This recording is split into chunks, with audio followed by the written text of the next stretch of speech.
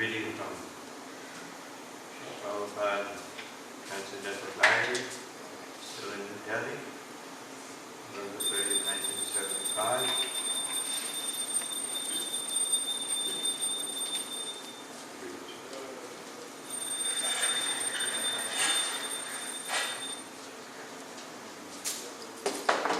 Then again in the evening, without first washing my hands, I picked up a water jug after handling Srila Prabhupada's plate. Srila Prabhupada immediately noticed and corrected me. He laughed and told me not to mind. It is the position of the Guru, he said, to find out the faults in the disciple and rectify them.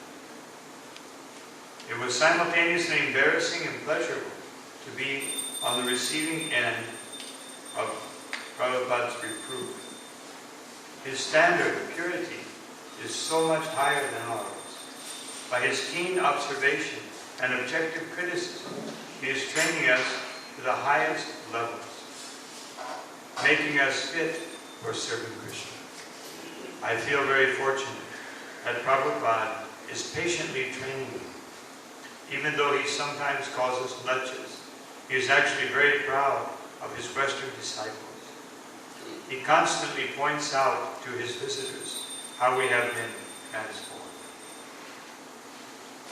These incidents have made me realize that Srila Prabhupada has unlimited patience in training his disciples. Although he must have given these instructions hundreds of times during the last 10 years, he is still prepared to patiently teach the same things again and again to any new disciple, provided that the student has an attitude of humble service and is eager to learn. Srila Prabhupada's schedule is finally fixed for him to go to Kurukshetra on December 1st and to Vrindavan the following day. Gopal Krishna informed me today that as soon as Prabhupada gets to Vrindavan, I have to leave immediately for Calcutta to help with the management. Harikesh has also made it quite clear that he has already arranged for someone else to assume the role of Masur in Vrindavan. So my short sojourn is sadly coming to an end. But still, I have a feeling of overwhelming gratitude for having been allowed in His divine graces, personal service these past few days. It is something I never expected nor deserved. Truly, the causeless mercy of Srila Prabhupada and Krishna. Prabhupada. Om Namo Bhagavate Vasudevaya. Om Namo Bhagavate Vasudevaya. Om Namo Bhagavate Vasudevaya. Om Namo Bhagavate Vasudevaya. Om Namo Bhagavate Vasudevaya. Om Namo Bhagavate Vasudevaya.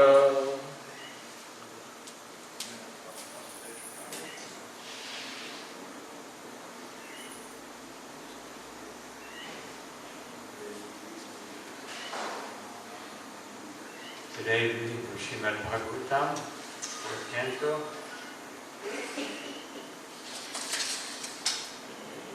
chapter 28, text number 39. Aste sthanur ivaikatra divyam varsha-satam stthirah vasudeve bhagavati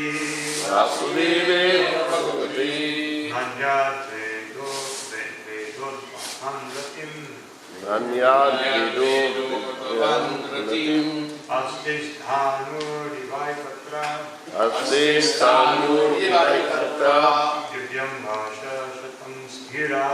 divyam varsha-satam sthirah vasudeve bhagavati nanyad vedodvahan ratim aste sthanur ivaikatra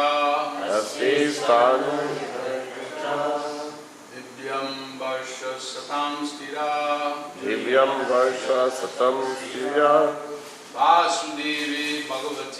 vasudeve bhagavati nanyad vedodvahan ratim aste sthanur ivaikatra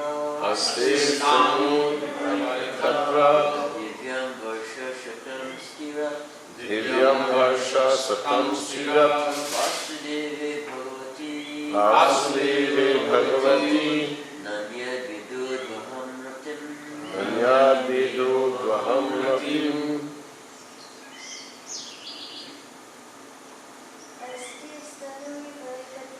aste sthanur ivaikatra, divyam varsha-satam stithah, vasudeve bhagavati, nanyad vedodvahan ratim. Aste remains. Sthanur, Immovable. Divyam, light, ikatra, ikatra, in one place.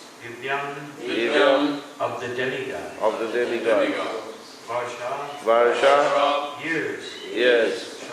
satam, 100. 100, Sthirah, steady, vasudeve, vasudeve, unto Lord Krishna. unto Lord Krishna, Bhagavati, Bhagavati, Supreme Personality of Godhead. Supreme Personality of Godhead, None, none, not. Anyad, ananya, anything else. anything else. Veda, Veda, did know.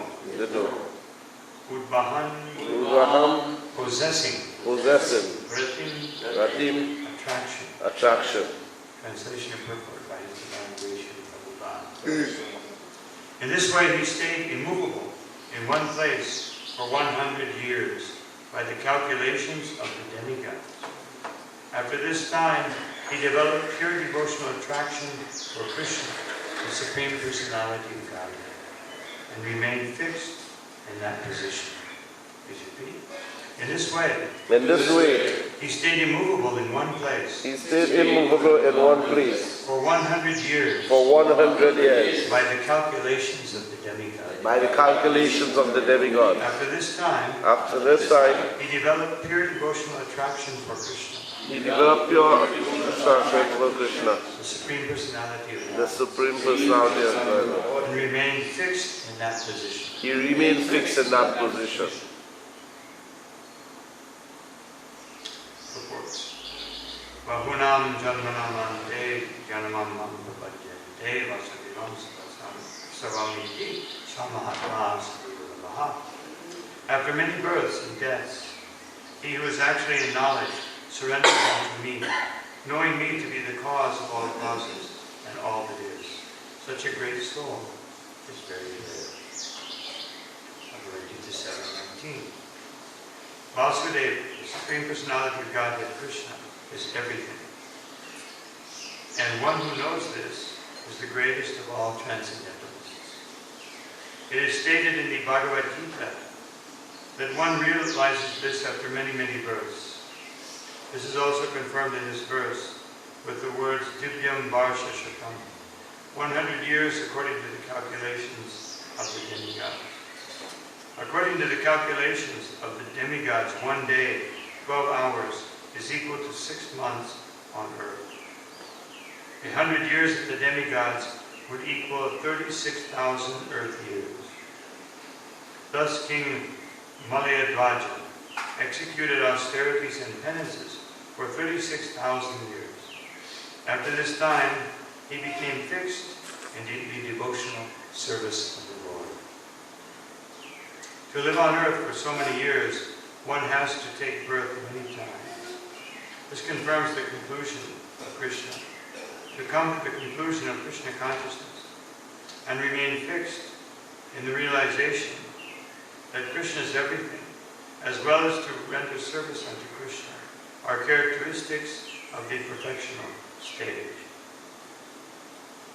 As it is said in Caitanya-caritamrita, Mandir 22:62, Krishna bhakti kaila sarva-karma.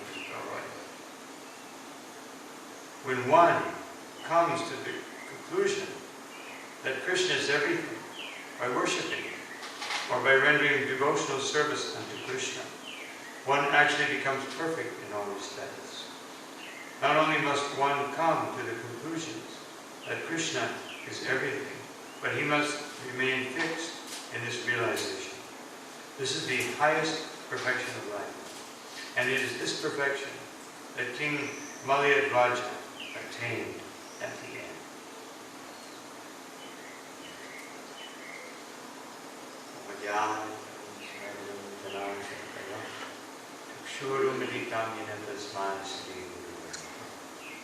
Chaitanya-caritamrita shtapatam nidukale svayam prapadyate. Namo Vishnupadaya Krishna Krishnaya Vinitaya Srimad Bhagavatam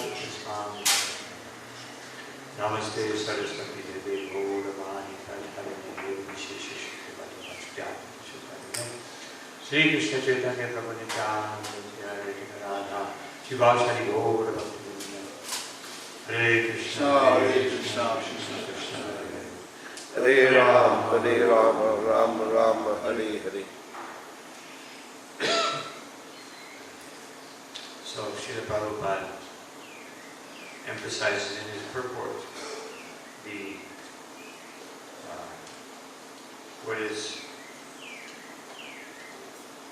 lines.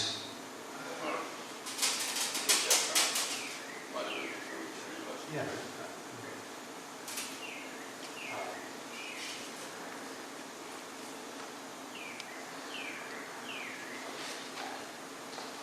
In this verse, it says, Srila Prabhupada emphasizes, divyam, varsha-satam, stthirah. He remained fixed. Srila Prabhupada says in the purport, if one remains for 36,000 years, then one must have taken many births. So, whether we consider that one takes many births over 36,000 years, or one remains fixed in samadhi, which is indicated here in this verse, that he sthanur ivaikatra, he remained immovable. So there are two ways you can be immovable. You can be immovable in one lifetime by remaining Krishna conscious steadily. Or you can be immovable in many lifetimes by always dedicating oneself to Krishna consciousness. Whichever way we want to see it, this is the point that Srila Bhagavatam mentioned. So, the point here is, and the reason that Srila Bhagavatam, of course I can't say every reason because I can't nor ever attempt to read Srila Prabhupada's mind or try to predict exactly what Srila Prabhupada means, because the depth of his realization is beyond our understanding.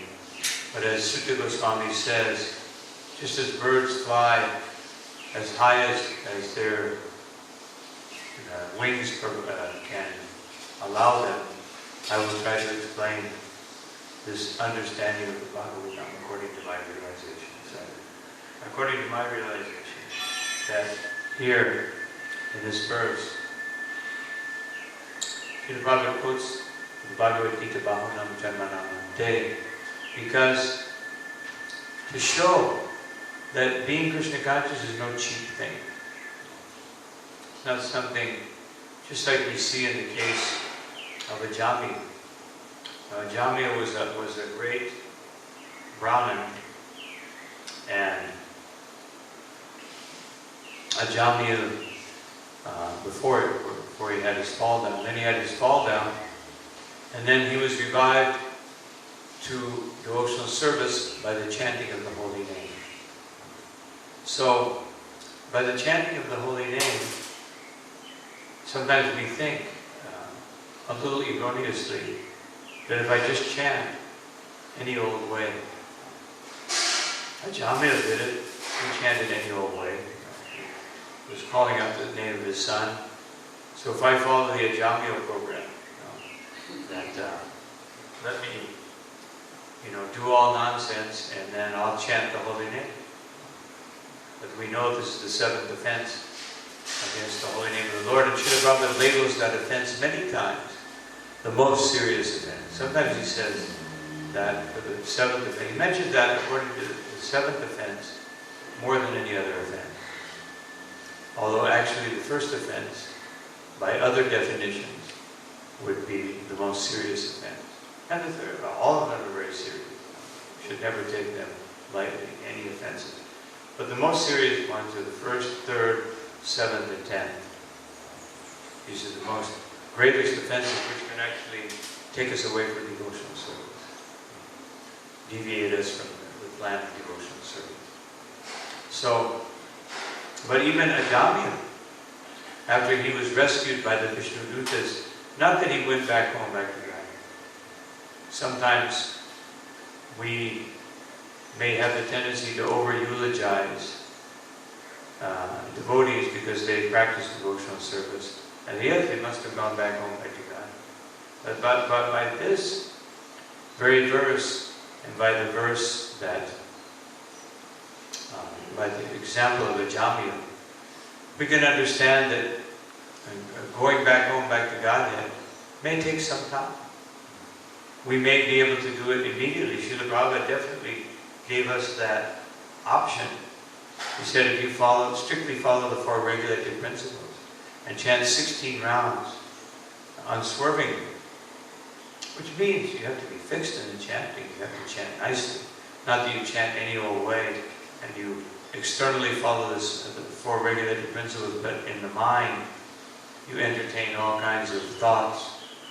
Because it's stated by Rupa Goswami, Iha yasya harir-dasya karmana manasagita ikilasva sivasta su jivan mukta sarvachite. That even though one may be in this world, if one is totally fixed, one's actions, one's thoughts, and one's words on Krishna, then one can be considered a liberated person. So thoughts are also included. Even though a sinful thought may not bring a reaction, a reaction, a karmic reaction, it certainly does have its reaction, how it plays on the consciousness. And as we know from Bhagavad-gita, 8th chapter, if the consciousness, wherever the consciousness is at the time of death, that's where you live. So if our thoughts are not pure, if our words are not dedicated to Krishna, if our actions are not dedicated to Krishna, then this promise of Srila Prabhupada, the promise is good, but we have to understand the seriousness of the promise. Otherwise, Ajamya, he had to pass 1,000 years of doing austerities and hard work before he could go back home, back to God. And that was going to Vaikuntha. Going to Vaikuntha and going to Goloka Vrindavan, even going to Goloka Vrindavan, according to our acharyas, is even, in one sense, more of a task. Because to understand the intimacy of Radha and Krishna, and as Bhaktivinoda Thakur says, that to understand Radha and Krishna is very difficult, and to understand Mahaprabhu is even more difficult. Which Ramananda Roy, at the end of his conversations with Sri Chaitanya Mahaprabhu, then Chaitanya Mahaprabhu revealed himself as Radha and Krishna. And Ramananda Roy was totally astounded. And here is his most intimate associate. And he was thinking, how can I understand? Many devotees understood Chaitanya Mahaprabhu as Krishna, many of his associates. But to understand him as Radha and Krishna, that was something very special, which Ramananda Roy, Swarup Damodar, and Rupa Goswami, it's mentioned that they were actually the ones who could really understand this particular aspect of Sri Chaitanya Mahaprabhu. And to understand how Mahaprabhu goes back and forth between being the topmost devotee, the most humble servant, and the Supreme Personality of Godhead is certainly very bewildering.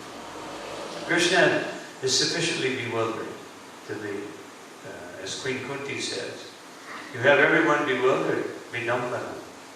Everyone is totally bewildered that you are so, we don't even understand why you came. Was it because of the burden of the earth? Was it to fulfill the desires of Yadu? Was it, or to fulfill the promise that he would appear in the Yadu dynasty? Was it to relieve the burden of the earth? Was it, what was it to enact your pastime? And then she ultimately says, all of these things and more. Krishna. So the point is, being Krishna conscious, as this verse emphasizes, is not some easy thing. It's not something that we can just do. And such a great soul is very rare. Samaha Srila Prabhupada emphasizes here in the purport.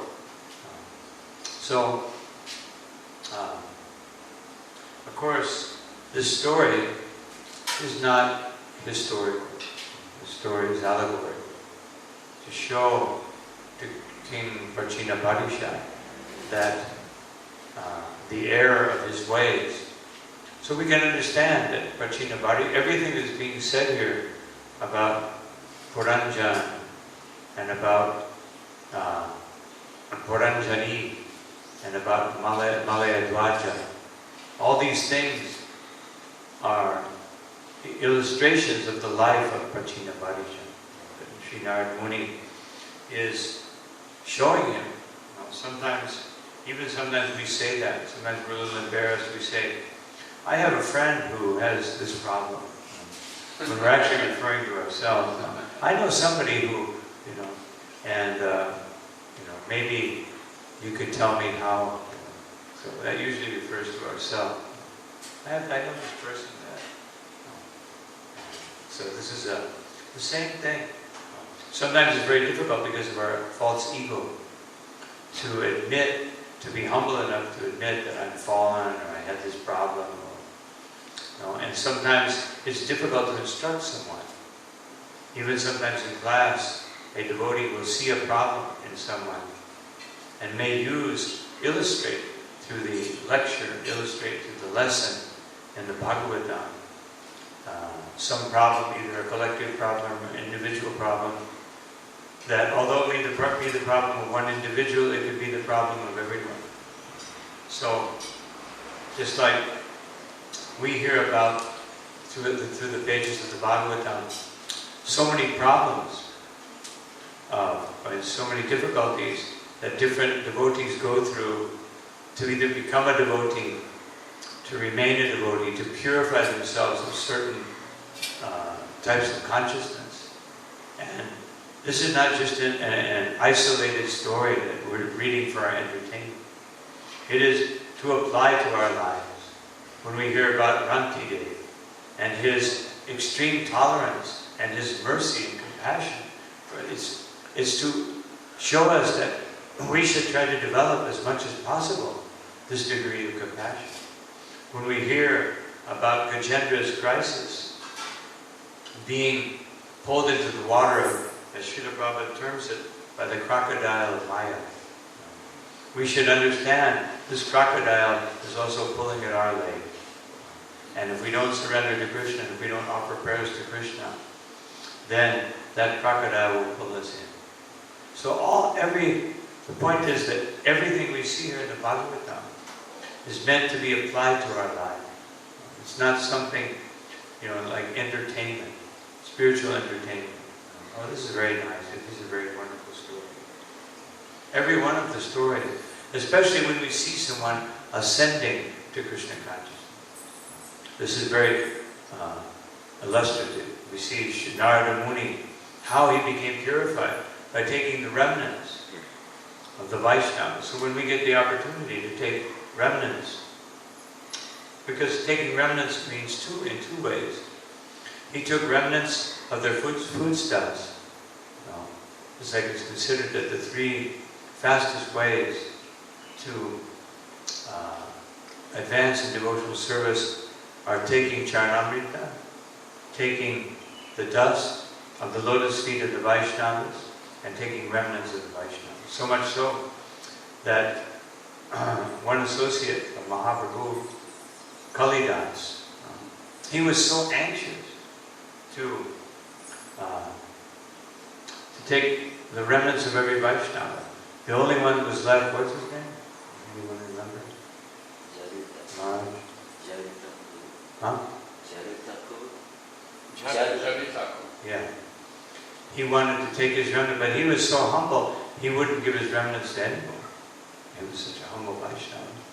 So Kalidas devised a plan. He brought some wonderful mangoes, better than Julian mango. And he offered it to him, please take this for your deity.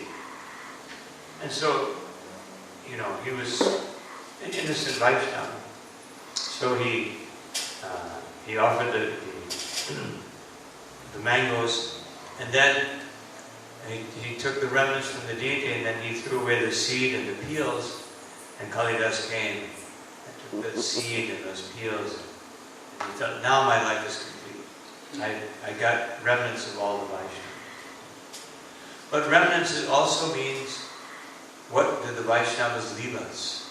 Srila Prabhupada, in his the second chapter of the 10th canto, in one purport, he speaks about the boat of the lotus feet of the Lord. And he says that that boat literally means the literature is left behind. He says, how otherwise, if someone takes the boat to the other side, how will we get the boat back? And so Srila Prabhupada says, this means the literatures of the Goswamis and great devotees of the Lord. This is the boat. So those literatures are always available, so the boat is always available. We simply have to get in that boat. We have to take the remnants of Srila Prabhupada here in the Bhagavatam, Bhagavad-gita and Caitanya-caritamrita and all of his commentaries, and we have to take the remnants of all the great acharyas which are being summarized, and now we have so many translations of different acharyas. But of course, one thing I always tell the devotees, I'll mention now also, that when we take these remnants, otherwise in the form of the realizations of different acharyas, it should all be seen in the light of Srila Prabhupada's purport. Not that Prabhupada said this and Vishwanath Chakravarti said something else, so let me figure out which is applicable. Everything has to be seen through the acharyas. Srila Prabhupada said many times, don't commit Maryada Bhaktikrama, Maryada Bhaktikrama, jumping over the head of the acharya. Let me go to Rupa Goswami, let me figure, here we have a translation of Bhakti Rasamrita Sindhu. No. We can enhance our understanding of what Srila Prabhupada is giving us, but it all has to be seen through the light of Srila Prabhupada's teaching. Can you bring that little bag? So, this is what it means to take the remnants of the transcendental teaching of all the Vaishnavas. So, Srila Prabhupada says at the end of his purport, not only must one come to the conclusion that Krishna is everything, but one must remain fixed in that realization. Shrotriyam, Brahmanishtam. Shrotriyam means you've heard it, you have a theoretical understanding. Brahmanishtam means that you actually apply it to your life at every step. Swadu swadu pade pade. Bhagavatam says that at every step we want to relish this nectar. So relishing the nectar means every instruction that we get in Krishna consciousness, we should relish at every step. Otherwise we apply the teachings that we have received in Krishna consciousness at every point in our life. Just like I was mentioning yesterday. Not that now the Sringa Chaturdasi is gone, now that Janmashtami is gone, now that Purnima is gone. It's just some day that I went through. But every one of these days and every moment in Krishna consciousness should be a transformation. Then we will advance. If we don't see every opportunity, every time I sit down to chant and japa, this is a transformation This is my opportunity to be with Krishna for an hour and a half. Now, if we sat down with Krishna for an hour and a half, I mean, if Krishna walked in the door here and sat down with us for an hour and a half, how much would we advance? So when we go on the altar, we have the opportunity to be personally with the Supreme Personality of Godhead. But if I just think, well, I'm just doing my service and putting some clothes on the deity, and then now when I finish that, now let me go to the real thing. The real thing, which is my little sojourn in this material world. If I think, this is the reality, and this is what I do to, fulfill my requirement to Krishna. I dress the deity, chant my rounds. Then we're not making a transformation. So here, this verse is speaking about transformation. That this transformation must take place. And otherwise, our consciousness will not be changed. It would just jump from one thing to another. And of course, everything we do, there's some credit. We read that the other day. Damodar Maharaj was reading, Srila Prabhupada said that everything is a credit, but that credit, the flow of that credit can be interrupted. And it can be interrupted for many lifetimes. It's not like, Krishna puts us in the corner for 5 minutes. But that flow can be interrupted for lifetime if one is not careful in one's Krishna consciousness. Of course, one can always think, well, what's the problem? I'll just go through a few lifetimes. And just like Mukunda, he was ready to go through 1,000,000 lifetimes to see Lord Chaitanya Mahaprabhu again. So I can handle 3 or 4 lifetimes to take up my devotional service again. But we don't know what those lifetimes will be like. And not only do we not know that, but if I come back to the same point, it means that I'll have the same conflict that I had before, which means I could again slip off for another few lifetimes. It's not that when I come back, everything's okay, now I'm a pure devotee. No, when I come back, I'm at the same point. I get the credit of that previous devotional service. Now I have to go forward. So, Srila Prabhupada, in one class he was giving, I heard this a long time ago, and I've been trying to find it again, but I heard it back when we had cassette tapes, and there was no database or anything like that. But Srila Prabhupada was giving a class on the 12th canto, where it's the predictions of Kali Yuga, and he was speaking about people being only, like 3 feet high, monstrous. And Srila Prabhupada was describing it very vividly. And he said, so, you must take advantage and get out now before it's too late. Don't think, well, fool around. Kali Yuga will continue to advance. So I may come back at the same point of trying to advance further, but what will the conditions be like in Kali Yuga? Right now, we're in the midst of the golden era of Sri Chaitanya Mahaprabhu. So if I fool around and miss that boat, then I come back and, what's Kali Yuga going to be like after the golden age of Chaitanya Mahaprabhu?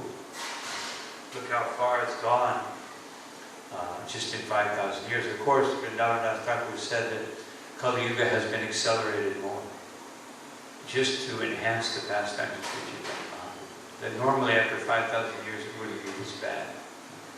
But it's been sped up a little bit so that Mahaprabhu's pastimes can be more of a soothing balm to the consciousness of the living entity. This is a very interesting point that he makes.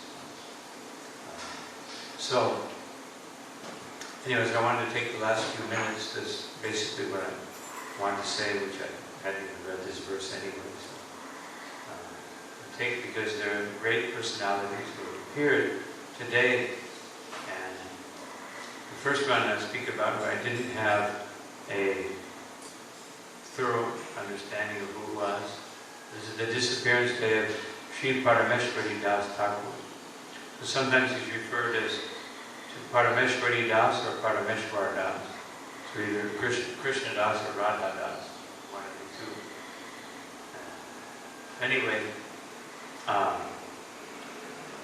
so just a quick summary here. I have here on the computer that Srila Krishna Das Swami in Caitanya-caritamrita says, Parameshwari Das, said to be the fifth Gopal of Krishna Lila, completely surrendered to the lotus feet of Nityananda. Anyone who remembers his name, Parameshwar Das, will get love of Krishna very easily. So he's no small personality we should overlook. We just remember his name. Sri Kavi-karnapur Goswami has written, Namnarjuna Sakapraya Yodhasa Parameshwara. Parameshwar Das Thakur was previously the cowherd friend of Sri Krishna named Arjuna. Of course, this is a different Arjuna than the Kurukshetra Arjuna. Krishna also had a cowherd friend named Arjuna. Not that that cowherd friend became Arjuna in Dwarka Lila. And Sri Vrindavan Das Thakur has written, Parameshwara is the life of Lord Nityananda, and his form, his body, is the place of his pastimes. Or the place of the pastimes of Lord Nityananda. So he was a great devotee. Krishnadas and Parameshwara, being in the mood of cowherd boys, are always raising a commotion. When Janmanam attended the festival at Keturi, Parameshwara accompanied her and went to Vrindavan with her as well. He installed the Shishi Radha Gopinath at Attapur, which is where he was from, in accordance with the desire of Sri Jnanavan, who was personally present during the installation celebration. So that was the greatest festival. And the other, one of the other personalities that appeared today, Srinivas Thakur, he was very instrumental in, after Narottam Das Thakur asked him to come and help set up this festival. This festival in Keturi was really the first Guru Purnima festival. So, Narottam Das, this shows us the mood of a Vaishnava. Who could be more qualified than Narottam Das Thakur? But he was thinking, I have no qualification. Let me call Srinivas, and he can help. He can tell me how to set up the festival. So this is the mood of a Vaishnava. Not that I'm more qualified than everyone else, but the mood of a Vaishnava is, let me take shelter of all the other Vaishnavas. Let me, even if I'm in the position of a leader, Srila Prabhupada in several occasions inferred as to the position of his disciples from his point of view. They were servants of Srila Bhaktisiddhanta Saraswati Thakur, who were sent to assist him in the service of Bhaktisiddhanta Saraswati Thakur. That was his internal vision. He expressed that on two occasions that I know of, maybe more. That my Guru Maharaj has sent you to fulfill his mission. So Prabhupada didn't think, this is my mission. He was thinking what he's doing is the mission of Srila Bhaktisiddhanta Saraswati Thakur. And similarly, we should establish many missions within the mission of Srila Prabhupada. Even though we may have a particular service that in one sense turns into a very elaborate expression of a certain type of devotional service within the movement of Srila Prabhupada, we should see it as all enhancing his mission.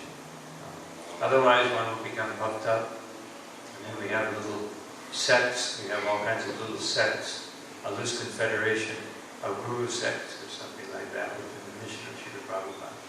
No, we are all in the mission of Srila Prabhupada. That is what it means that he is the founder acharya. This is the unique position of ISKCON. Srila Prabhupada established it.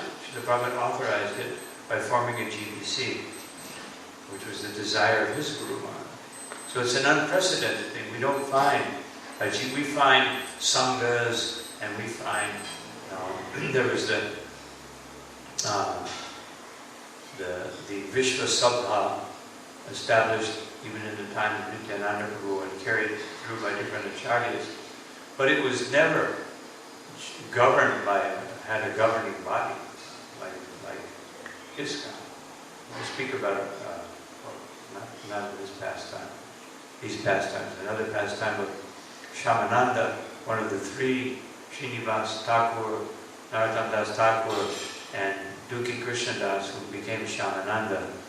He was subjected to a GBC, so to speak.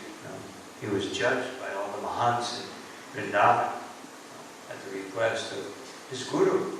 Why have you deviated? Why have you taken initiation from someone else?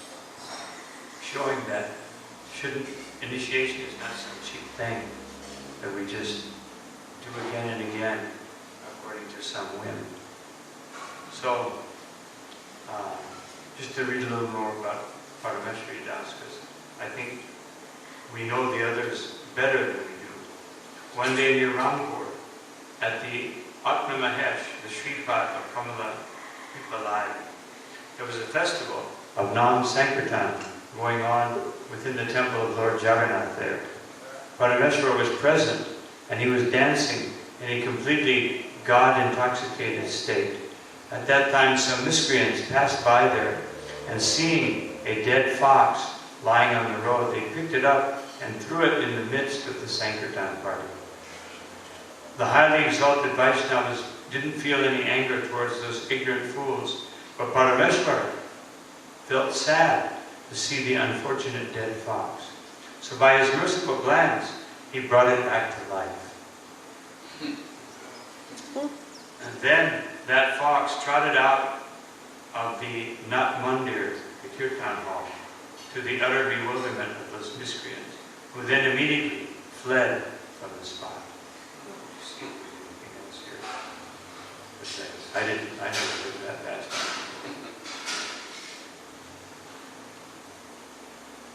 So his disappearance, Parameshwara Das Thakur accompanied the deity of Radharani that Sri Janavi sent to Vrindavan for Sri Govinda. He was a very dear servant of Sri Janavi. We can see his mood as a cowherd boy was a servant of Nityananda, and therefore he became a servant of Janavi after Nityananda was disappearing. So, anyway, this is what we have on him. Now, today is also the appearance day of Sri Madhavendra Puri. We don't have much time, unfortunately.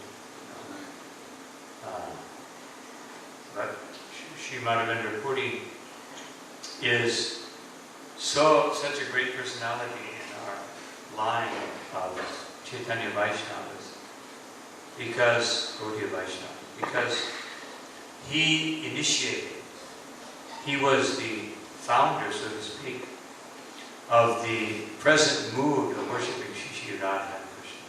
The present understanding of Radha and Krishna's intimate pastimes were first explained by Madhavendra Puri.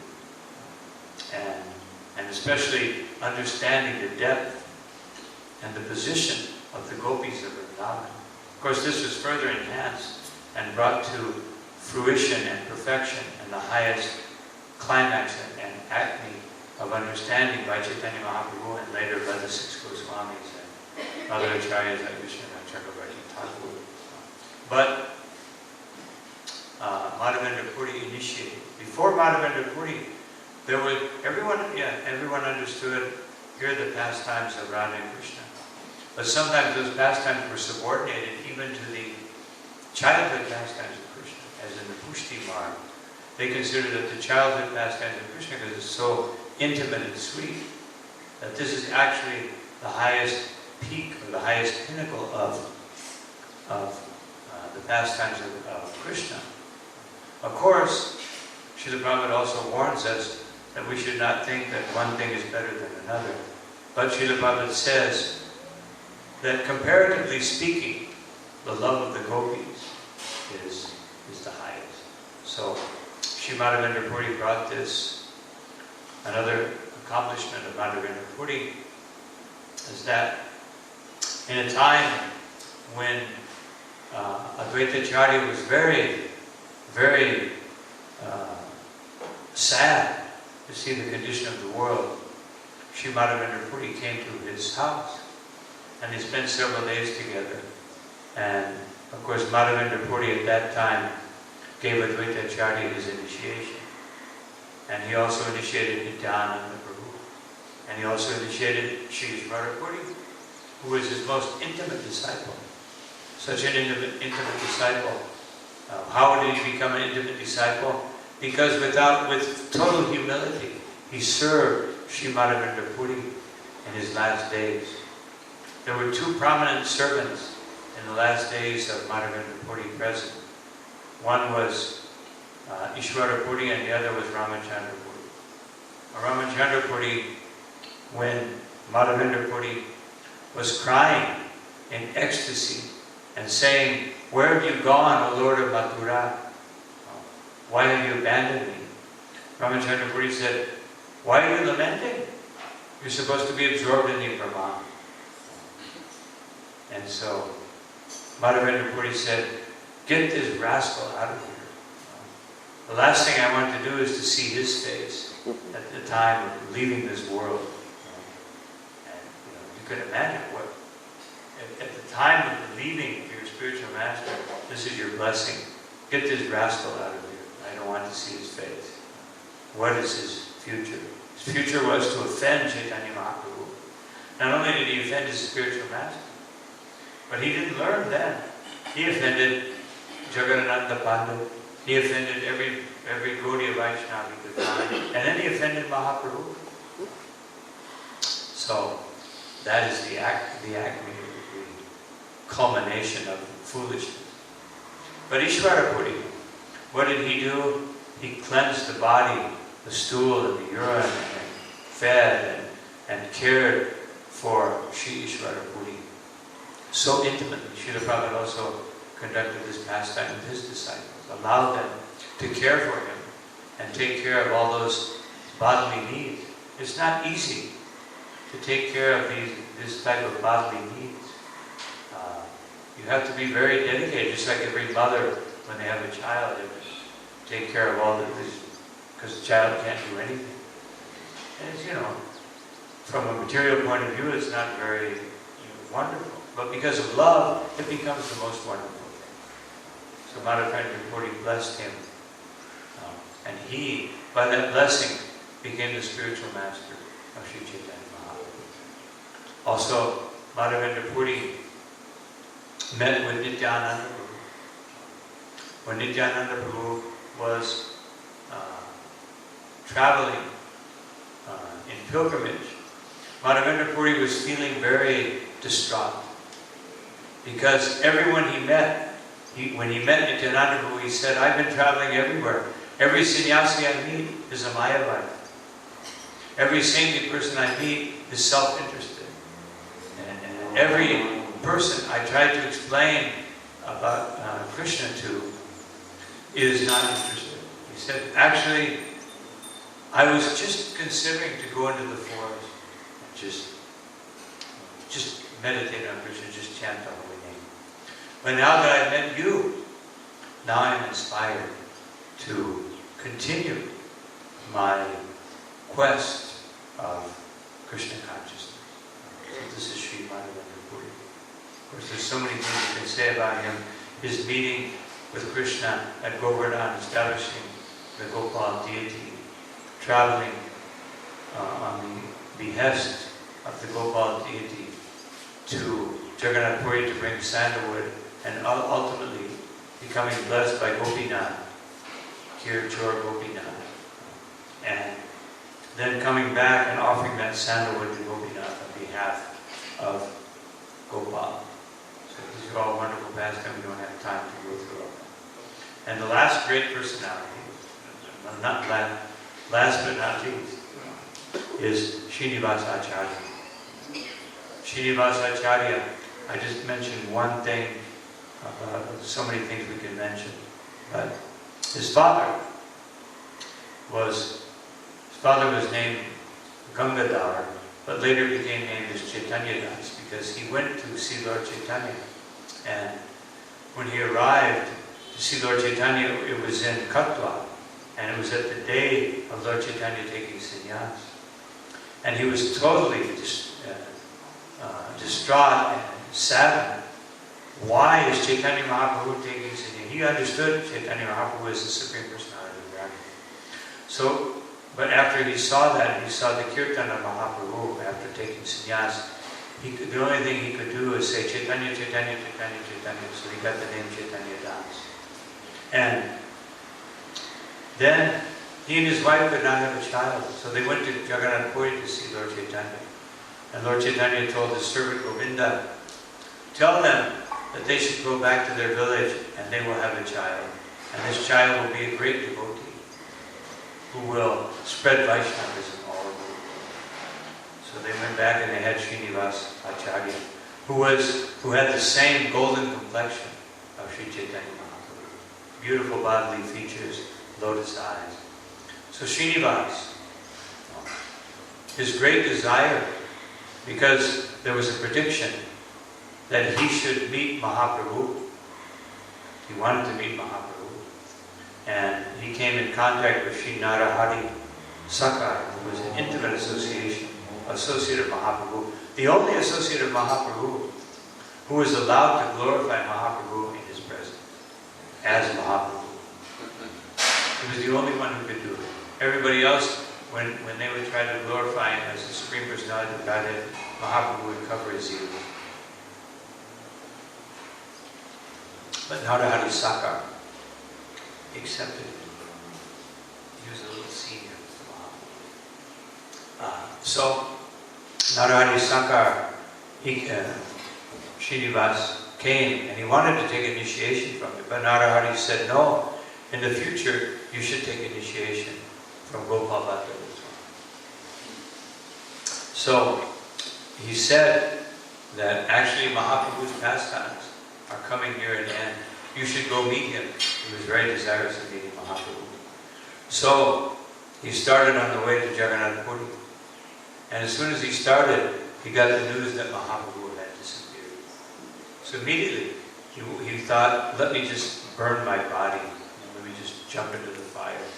What is the use of living if I can't meet Mahaprabhu? But then Mahaprabhu appeared to him.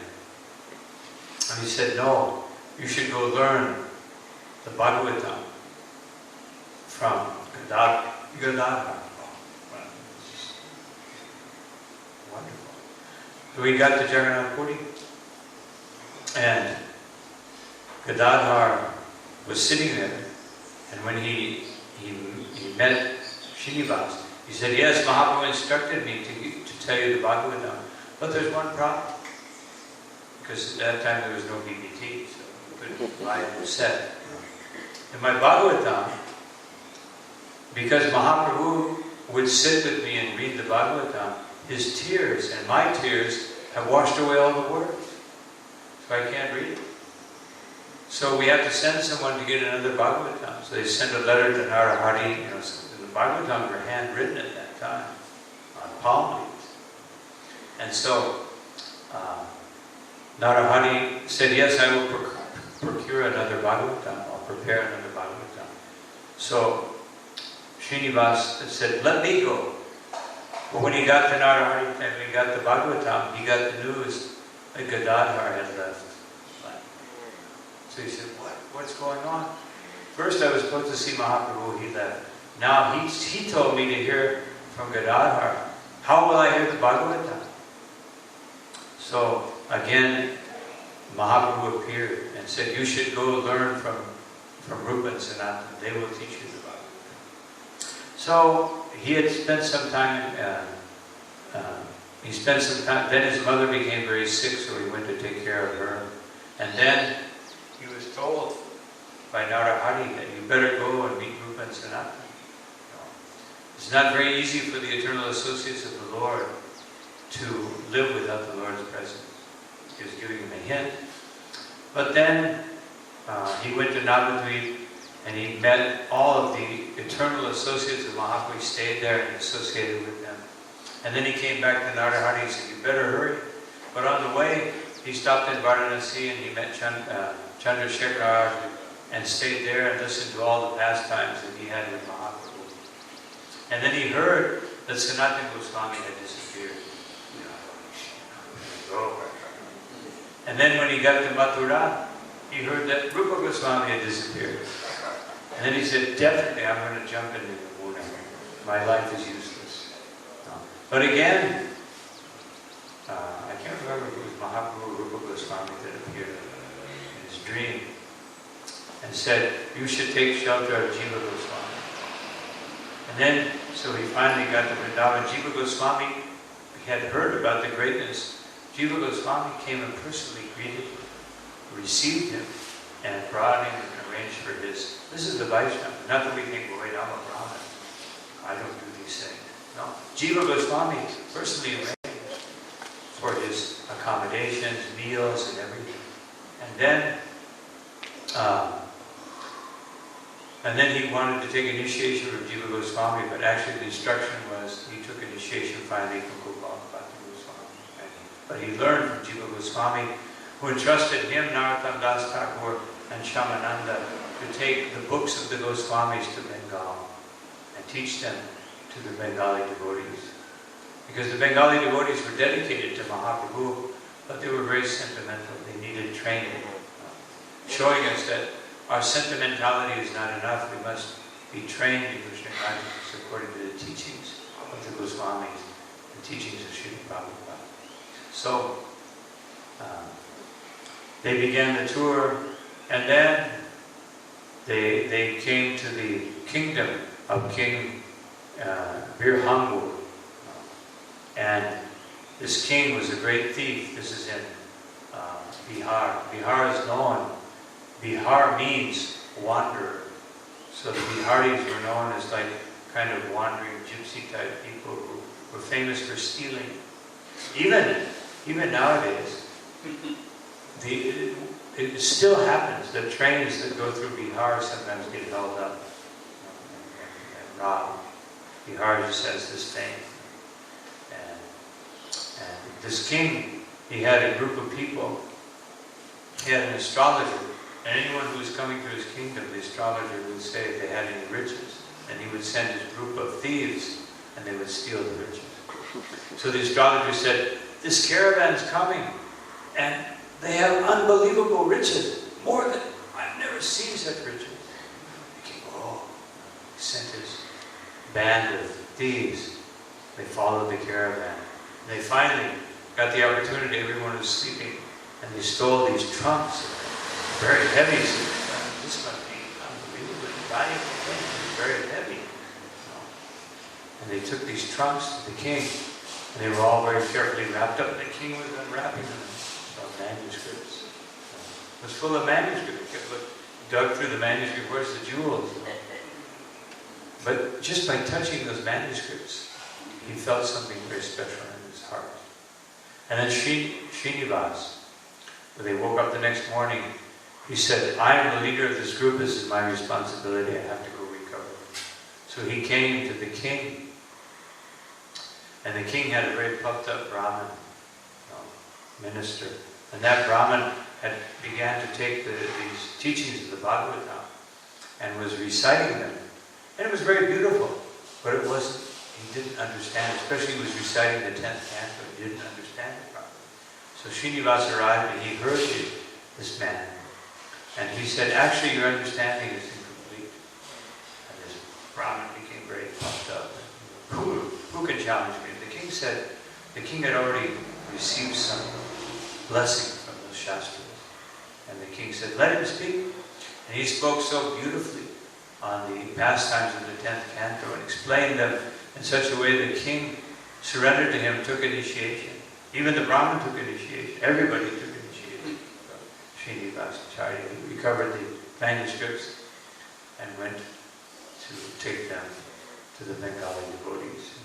So, and there's so many things we could say, but time is out. So we'll stop here, just remembering some. But just as we read today in the namamrita. That if you chant properly, even the associates of the Lord will appear in your consciousness, in your heart, to prod you on in devotional service. So by remembering these great acharyas, and when we chant the holy name, now we'll chant the holy name, so they can bless us, so that our chanting can be of the quality that will bring us to follow sarva-karma, as Rupa Goswami says, following in the footsteps of the great acharyas. So we beg their blessings in our chanting and in our service, so that we can do it properly. I'll stop here, and any questions or comments? Yes, Mara. You asked a question about the Bhagavatam. Yeah.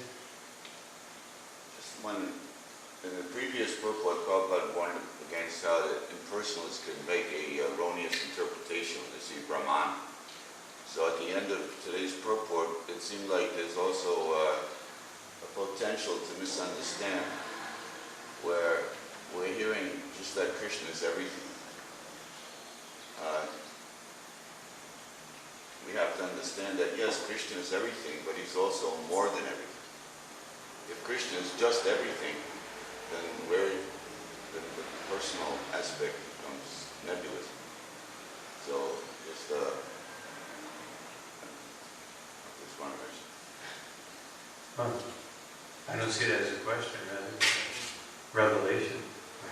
But it's just a hopefully not gratuitous comment. No, very nice. Yes, it's true. Otherwise, he's not Brahman, he's Param-Brahman. So Param-Brahman means he stands out as the Supreme Person. And him being the Supreme Person gives meaning to all our personality as individuals. Any other questions or comments?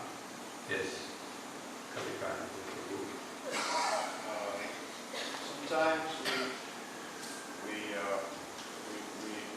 of deride these so-called avatars when they get old. So have you ever seen a picture of Krishna with a white beard and so forth? There's kind of an avatar who's getting old. Now the yoga should be ever young. But what about in the case of Advaita-charya? Like these Mahavas, but he's an old man. Very fierce.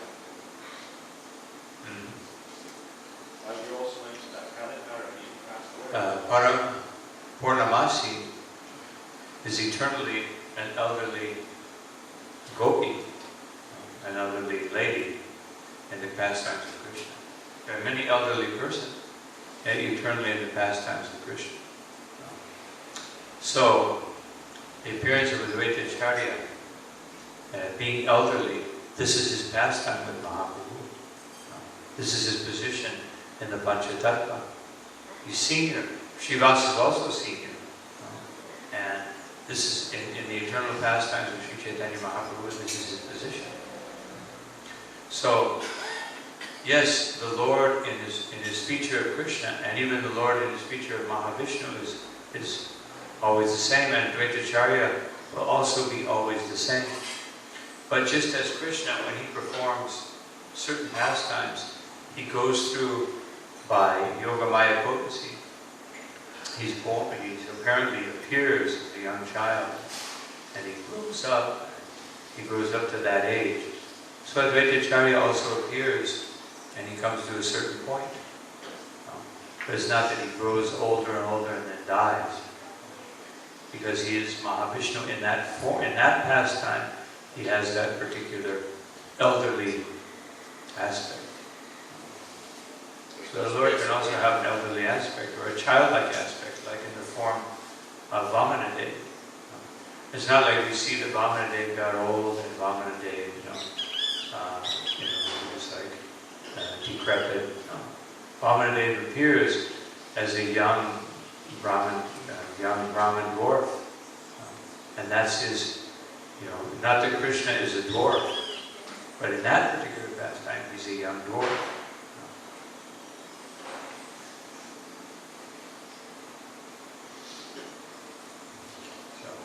stop because of the time. All glory to Shri Guru, Shri Gauranga, Shri Prabhupada Ki, Srinivasa Acharya Ki, Bharavendra Puri Ki, Shri Parameshwari Das Thakur Ki, Jai Gaur Premanande.